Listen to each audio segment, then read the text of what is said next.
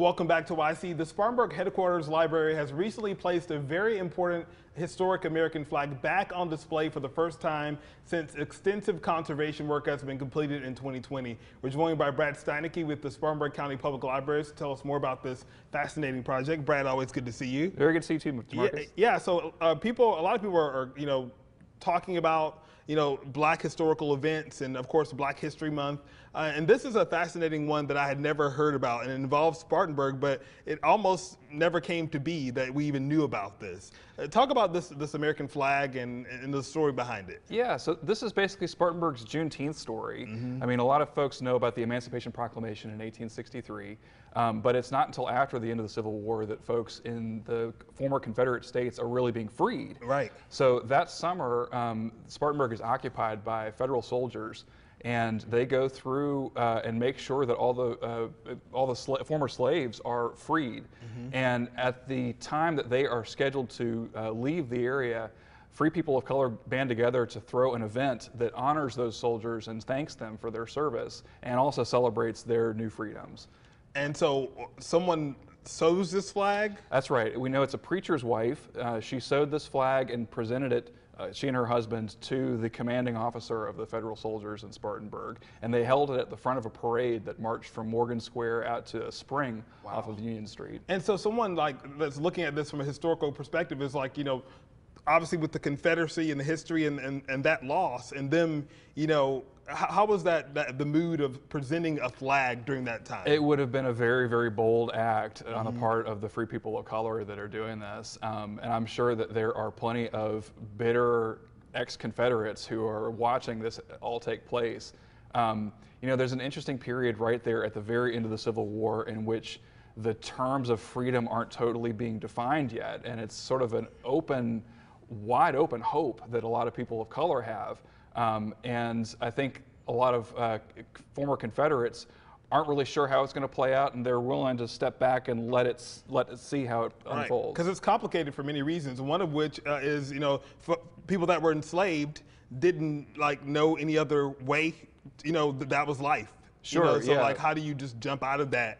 That's to right. Go to something else. It's a new life that they're having to discover as they're living through these years. So from Spartanburg, where did this flag end up, and then how did it circle back to Spartanburg? Okay, so the commanding officer, his name is Norris Crossman.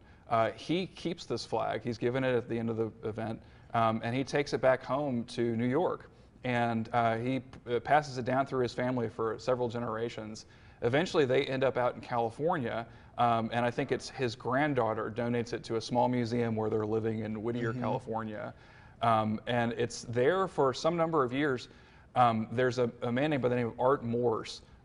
It was his grandmother that had been the donor of the flag. He remembered seeing the flag as a child, and when there's a USC upstate history professor, Andy Myers, who's looking into the story of this, he's talking to Art Morse, discovers that the flag still exists in this museum, and connects the library, the Spartanburg Library, with these folks in California to bring it back home. And I'm sure you guys were as fascinated as anyone to be like, wow, this is an incredible part of history, and to be able to have it back at the library. And you were saying this is going to be on display next week? That's right. Beginning next week, we're going to have this back on display for the first time since conservation work was done on it during the pandemic. And I'm sure the story about how the conservation has to go with something that's that old and that fragile, I'm sure that's a lot of work that had to go into making sure that it's taken care of properly. That's right. I mean, these were sewn from her clothes. She used her clothes to create this flag. And so it's a variety of different textiles. It's been like this for 150 years, so there's a lot of, it needed to be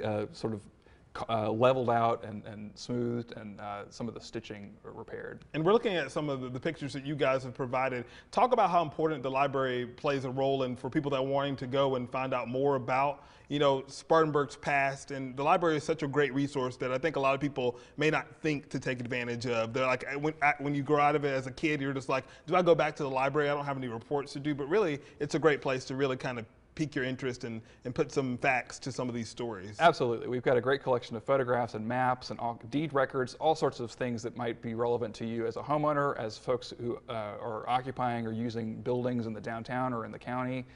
We've got architectural plans, all kinds of resources that can help tell the story of Spartanburg. And for people that are interested in the flag, is there any admission they need to pay to come and see this? No, it's all totally free. This is owned by the people of Spartanburg. Awesome. And there'll be like little things there that people can read, little informational tidbits about it as well. We'll have the story of the flag fully explained and staff there that can help with that as well. It's fascinating, Brad. Thank you so much for coming and telling us about it. Again, you can find out more information about everything that's going on at the Spartanburg Library at spartanburglibraries.org. And this is a great story to tell the kids, and it's a great opportunity to talk to them about that important time in our history. So thank you so much. Thanks for having me here. Yeah.